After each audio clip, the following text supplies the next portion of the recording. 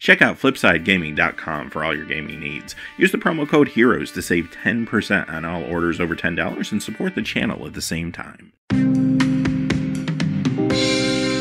There's John from Heroes and Legends, and we have a couple Dominaria preview cards to look at. Both of the cards we're going to see today actually were part of the big leak that we talked about over the weekend, so if you watch those videos, you probably heard me talk about these two cards. But this time, we're actually getting the full picture here, the art as well as the rarities, which is actually pretty important. That was a huge piece we're missing before. So this is going to be a short video. I'll cut the preamble and get right into it. Homarid Explorer.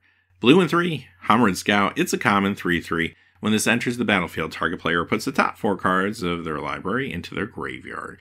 Okay, knowing this is a common really kind of changes the way I look at this card, because we didn't know when we talked about it over the course of the weekend whether it was common, uncommon, rare, mythic, God forbid, but you never know these days. Can't take anything for granted. So this card is a common, which tells me two things. I mean, you're going to be able to find it pretty easily in like your drafts. You'll be able to draft multiple ones, and that actually makes a big difference if I can grab 2 or 3 of these in my deck as opposed to maybe getting lucky to grab 1. Now, what that means is, definitely for draft purposes, there's one of 3 things you can probably do with this particular card. Maybe you can mill your opponent. I haven't seen enough other pieces, though, to feel confident in that as a strategy. Although this being a common would be the first step towards that, but we'll have to wait and see. But the other things you could do with it, which we did see more cards that support over the weekend, is perhaps maybe black-blue, milling yourself to get creatures in the graveyard, which could be reanimated.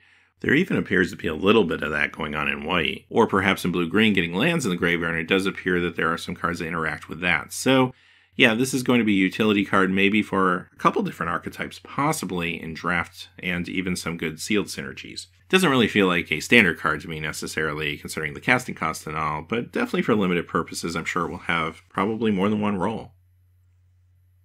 Alright, finally we have Phyrexian Scriptures. This one's a mythic. 2 black and 2, and we talked about the sagas a lot over the weekend, but basically what happens is when this enters the battlefield, it will get a counter on it.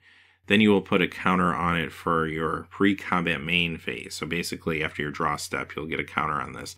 When you put the counter on, you'll do whatever it says, whether it's 1, 2, or 3 counters. After you put the third one on, you activate the ability and then sacrifice this. So this particular one, counter number 1, put a +1/+1 counter on up to 1 target creature. That creature becomes an artifact in addition to its other types. 2, destroy all non-artifact creatures. 3, exile all cards from all opponents' graveyards. So this costs 4, and for, say, standard purposes, I'm not a real big fan of it there, because I feel like for 4 mana, especially 2 on color, there's so many really powerful things you can do. Let's talk about limited first. This wants to interact, obviously, with artifact creatures. Hopefully you have more than your opponent has, and this also turns one of your creatures into an artifact creature. So in a pinch, even if you don't have a lot of artifact creatures, and maybe you open this as your mythic and sealed or something, you can make your best creature an artifact creature and try to wipe the board of everything else, basically. So that's a cool concept, but you do have to remember maybe your opponent is playing some artifact creatures. We did see from the spoiler this past weekend that there does appear to be some good ones coming in the set.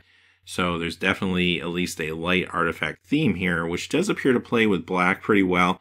Also works with blue and in some cases red. So maybe this is part of a Dimir artifact build in draft, or maybe a Rakdos artifact build even in draft or something along those lines. So is it playable in draft and sealed? Yeah, in the right deck, I think it is. And it is a little more expensive for casting cost 2 on color, and it really is dependent on you getting to that number 2 spot. If you play this for 4 and you only get to number 1, that's really not worth what you're paying for it. If you get to number 2 and you don't get to 3, I think the value is still there for you. If you get to 3, awesome, gravy on top, fantastic. But I think that's your problem with this card. You almost want a way to protect it or something like that, or try to keep it alive at least for that turn. If you do, then the payoff is fine for the 4 mana. Actually, it's probably really good for the 4 mana.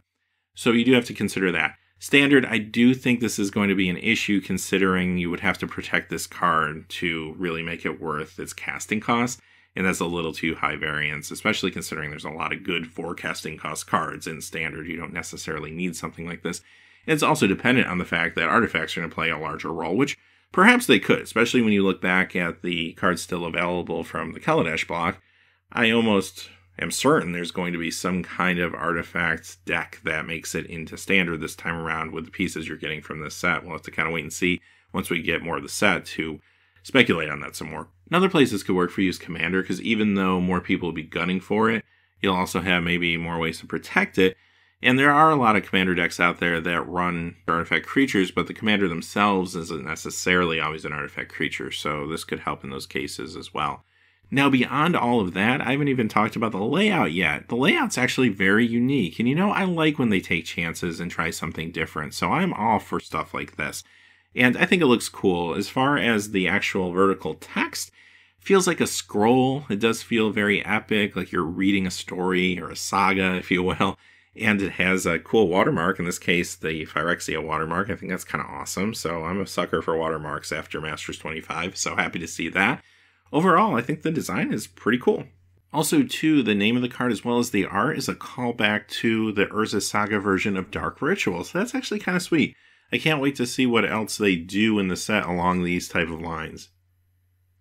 Alright, with that being said, those are our preview cards for today. Now, originally Wizards said they were going to give us some cards tomorrow as well. They have changed that, so they changed their mind on that. We're not going to get preview cards tomorrow, it sounds like. If we do, I will report on it.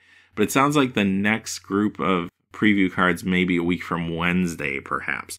So I'll keep watching. If anything comes out, we'll definitely do a recap video. But until next time, hey, thanks for watching. Please remember to like and subscribe, and have a great day. Hey, thanks for watching. This video is made possible by the generous support of viewers like you on Patreon. Check out the description below for links to our Patreon page as well as our Amazon affiliate store, where a small percentage of all sales will also help support the channel.